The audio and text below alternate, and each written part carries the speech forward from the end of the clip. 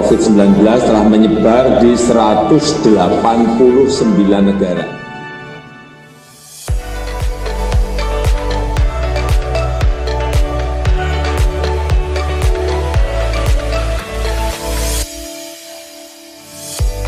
Salam pendidikan untuk ayah, bunda, bapak ibu guru, serta sahabat Dikbud di seluruh tanah air. Saat ini lebih dari 90% siswa masih harus belajar di rumah secara penuh karena mereka tinggal di zona kuning, oranye, dan merah menurut data terakhir dari gugus tugas. Hanya sedikit sekali sekolah yang dapat memulai pembelajaran tatap muka di sekolah. Namun untuk sekolah yang sedikit sekali tersebut, pembelajaran tatap muka harus dipastikan dalam suasana aman. Selama 30 menit ke depan, saya Becky Tumewu akan menemani Anda semua di program Seru Belajar Kebiasaan Baru. Anak-anak berhak mendapatkan pendidikan yang layak walau di tengah pandemi. Namun pembelajaran tatap muka di sekolah dapat meningkatkan risiko penularan COVID-19. Untuk itu, pemerintah dalam hal ini Kemendikbud tetap berusaha untuk memberikan yang terbaik bagi pendidikan anak Indonesia. Bagi sekolah yang berada di zona hijau, sudah mendapatkan izin Pemda dan sudah memenuhi standar kesiapan pembelajaran tatap muka, maka pembelajaran tatap muka dapat dimulai secara bertahap. Tentunya dengan mengikuti protokol kesehatan yang ditentukan ya. Pembelajaran tatap muka diawali dengan masa transisi yang berlangsung selama 2 bulan. Jenjang yang boleh memulai pembelajaran tatap muka paling cepat adalah SMA, SMK, MA, MAK, SMP, dan MTS, yaitu di bulan Juli 2020. Sementara untuk SD, MI, dan SLB bisa dimulai paling cepat bulan September 2020. Untuk PAUD, paling cepat boleh dibuka bulan November 2020. Namun, jika zona hijau tersebut berubah menjadi zona kuning atau oranye atau merah, maka sekolah tersebut wajib ditutup dan prosesnya diulang kembali dari awal. Nah, sebelum lebih jauh, yuk kita simak pesan dari Mas Menteri. Dalam situasi COVID ini, yang terpenting adalah kesehatan dan keselamatan para murid-murid kita, guru-guru kita, dan keluarganya murid-murid kita. Dan prinsip dasar itulah yang kita gunakan. Makanya dalam paparan ini akan terlihat bahwa relaksasi dalam pembukaan sekolah ini dilakukan dengan cara yang paling konservatif yang bisa kita lakukan. Artinya ini merupakan cara terpelan untuk membuka sekolah sehingga keamanan itu diprioritaskan. Seperti yang saya telah informasikan sebelumnya, tahun ajaran 2020 dan 2021 itu tidak berubah jadwalnya, tetap saja pada bulan Juli 2020 ya. Tapi jadwal itu tidak berdampak kepada metode apa pembelajaran yang ada, maupun daring ataupun tatap muka. Jadinya kami tidak mengubah kalender pembelajaran. Tetapi kita telah mengambil keputusan di Kemendikbud untuk daerah dengan zona kuning, oranye, dan merah, yaitu zona-zona yang telah didesignasikan oleh gugus tugas yang punya resiko COVID dan penyebaran COVID, itu dilarang saat ini melakukan pembelajaran tatap muka di satuan pendidikan. Jadinya untuk zona-zona yang merah, kuning, dan oranye ini merepresentasikan pada saat ini 94% daripada peserta didik ya di pendidikan dini, dasar, dan menengah. 94% daripada peserta didik kita tidak diperkenankan untuk melakukan pembelajaran tatap muka. Jadinya masih belajar dari rumah. Ya. Yang 6% yaitu yang di zona hijau, itulah yang kami memperbolehkan pemerintah daerah untuk melakukan pembelajaran tatap muka tetapi dengan protokol yang sangat ketat. Berikut ini adalah proses pengambilan keputusan dimulainya pembelajaran tatap muka. Jadi sudah tahu kan apabila gugus tugas COVID-19 nasional menyatakan bahwa sebuah daerah tersebut sudah masuk zona hijau, maka kepala daerah dengan persetujuan gugus tugas daerah dapat mengizinkan pembelajaran tatap muka di daerahnya. Sesudah mendapat izin, sekolah harus mampu penuhi semua daftar periksa dan siap pembelajaran tatap muka. Daftar kesiapan diantaranya adalah 1. Tersedia sarana sanitasi seperti toilet bersih, tempat cuci tangan, hand sanitizer, dan disinfektan. 2. Tersedia akses fasilitas layanan kesehatan. 3. Siap menerapkan area wajib masker di sekolah. 4. Memiliki termogan untuk mengukur suhu tubuh warga sekolah. 5. Mampu memetakan warga sekolah yang tidak boleh melakukan kegiatan di sekolah, yaitu yang memiliki kondisi medis penyerta atau comorbidity yang tidak terkontrol.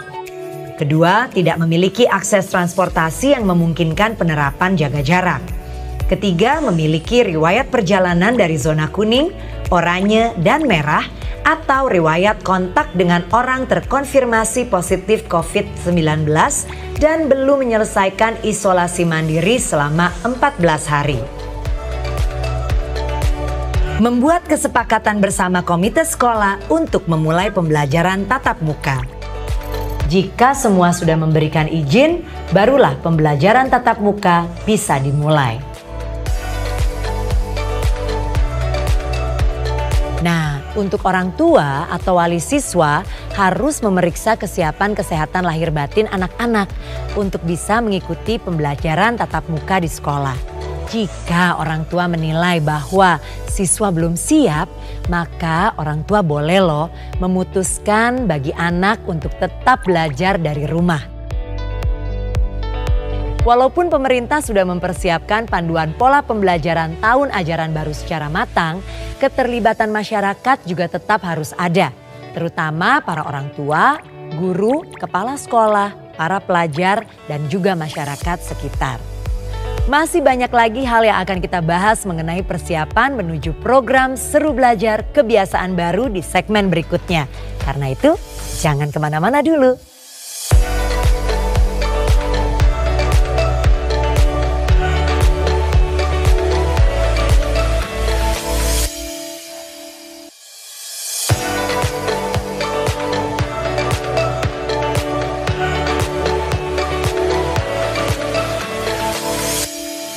Masih bersama saya Becky Tumewu di program panduan Seru Belajar Kebiasaan Baru. Nah, jadi tidak semua sekolah boleh melakukan pembelajaran tatap muka ya. Khusus untuk sekolah yang berada di zona hijau, telah mendapat izin dari Pemda atau Kanwil atau kantor Kemenak, serta memenuhi semua daftar periksa kesiapan, maka boleh memulai pembelajaran tatap muka. Tapi hal terpenting nih yang harus diutamakan adalah kesehatan dan keselamatan anak-anak kita. Untuk lebih jelasnya, berikut ini ada pesan-pesan dari gugus tugas COVID-19.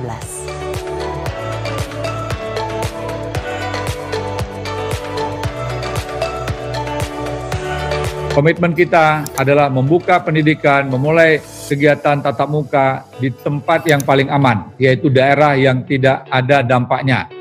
Pada kali ini, kami dari gugus tugas akan menyampaikan kebijakan mengenai zonasi risiko daerah. Zona ini didapatkan berdasarkan indikator kesehatan masyarakat yang terdiri dari indikator epidemiologi, surveillance kesehatan masyarakat, dan pelayanan kesehatan. Terdapat 4 kategori zona. Yang pertama adalah zona merah atau daerah dengan risiko tinggi. Kedua adalah zona oranye, daerah dengan risiko sedang. Ketiga adalah zona kuning, daerah dengan risiko rendah. Keempat adalah zona hijau, daerah tidak terdampak. Zonasi ini bersifat dinamis, dapat berubah setiap waktu, sesuai dengan data yang tergambarkan dari indikator kesehatan masyarakat di masing-masing daerah. kepatuhan dan kedisiplinan masyarakat dalam menjalani protokol kesehatan menjadi kunci untuk masyarakat beraktivitas produktif dan aman COVID-19. Nah, kita sudah mendengar ya pesan dari gugus tugas COVID-19. Berikut adalah penjelasan arti zona hijau, kuning, oranye, dan merah.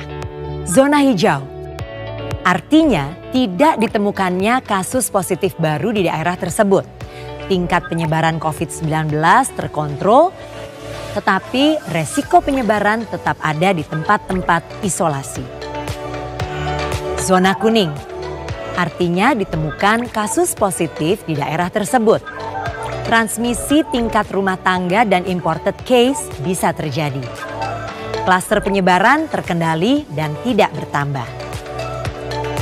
Zona oranye artinya daerah yang memungkinkan transmisi lokal dan transmisi dari imported case bisa terjadi dengan cepat.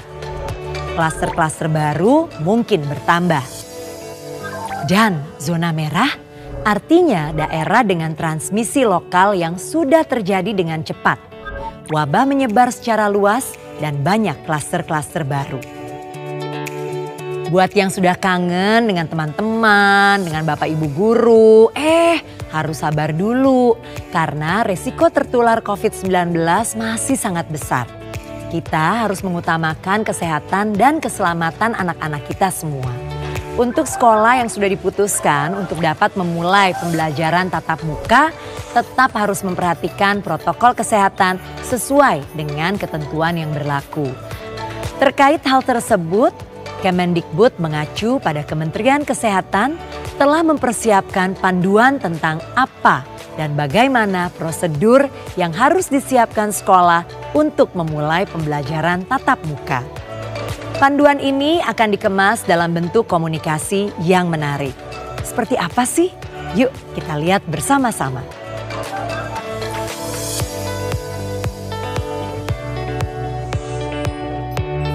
Bapak dan Ibu, sebagai kepala sekolah, kita bertanggung jawab untuk 1. Mengisi daftar periksa kesiapan pembelajaran tatap muka melalui laman Dapodik atau laman EMIS. 2. Membuat rencana kegiatan dan anggaran sekolah RKAS terkait persiapan pembelajaran tatap muka. 3. Menginformasikan kepada Dinas Pendidikan, Pemda, Kanwil, kantor Kemenak setempat jika ada warga sekolah di wilayah kerja yang terkonfirmasi positif COVID-19.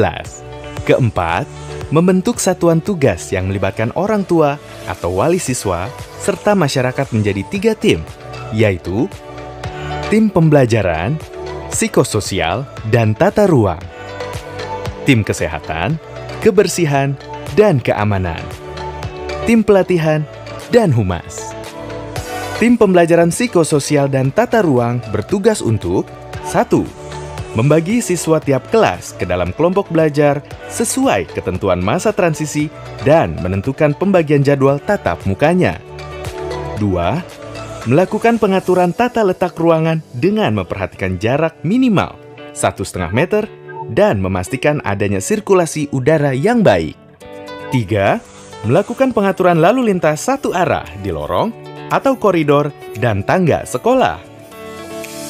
4. Menerapkan mekanisme pencegahan perundungan bagi warga sekolah yang terstigma COVID-19. 5. Mempersiapkan layanan bantuan psikologi bagi seluruh warga sekolah, antara lain menugaskan guru bimbingan konseling atau wali kelas atau guru lainnya sebagai penanggung jawab. Mendata kontak layanan dukungan psikososial yang tersedia.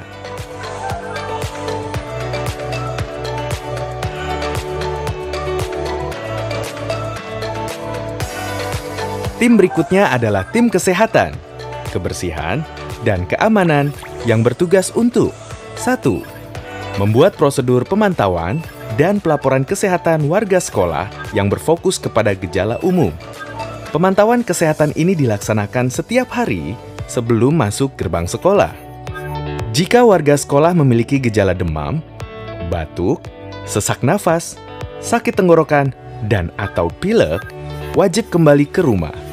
Lakukan isolasi mandiri selama 14 hari dan jika memburuk, bawa ke vaskes terdekat. Jika warga sekolah teridentifikasi punya riwayat kontak dengan orang terkonfirmasi positif COVID-19, tim menghubungi keluarga atau orang terdekat agar diantar ke vaskes terdekat. Laporkan juga ke kepala sekolah.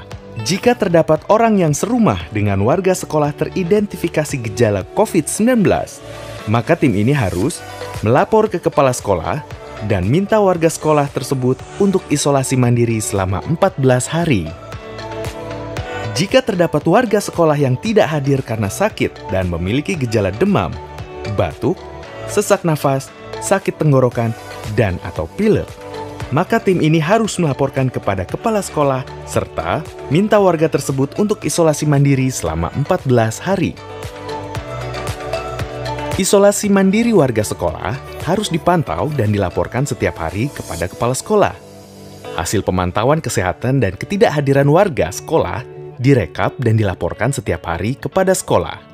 2. Memberikan informasi kebutuhan penyediaan sarana prasarana kesehatan dan kebersihan sesuai daftar periksa.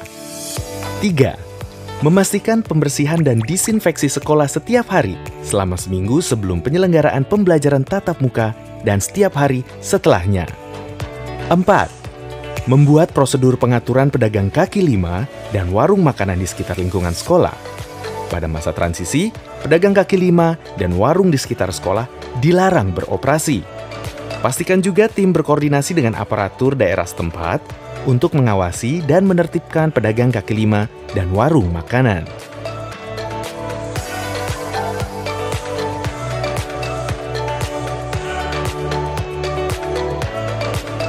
Tim ketiga yaitu tim pelatihan dan humas bertugas untuk 1.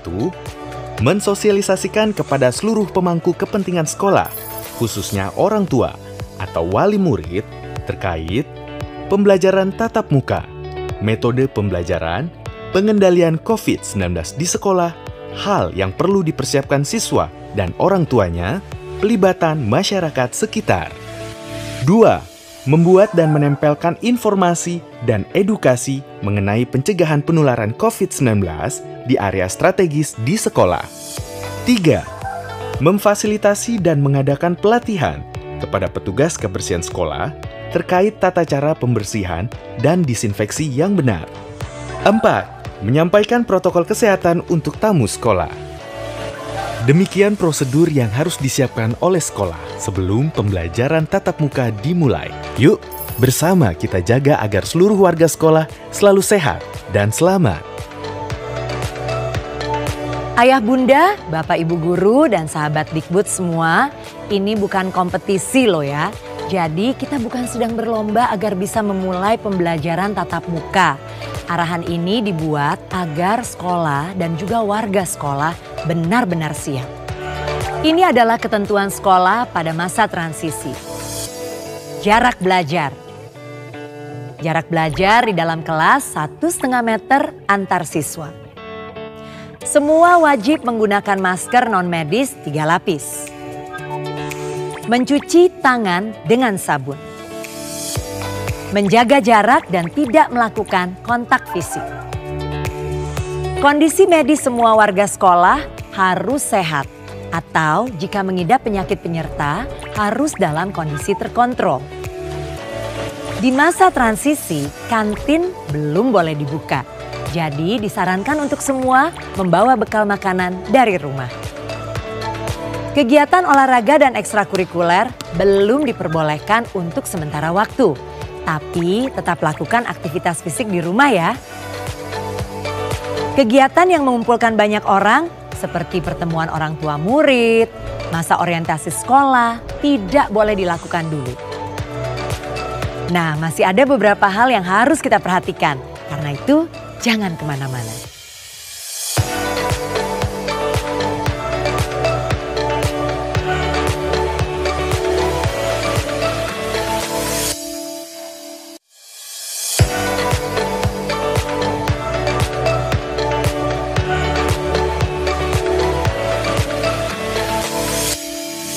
Kembali bersama saya Becky Tumewu, masih di program panduan persiapan seru belajar kebiasaan baru.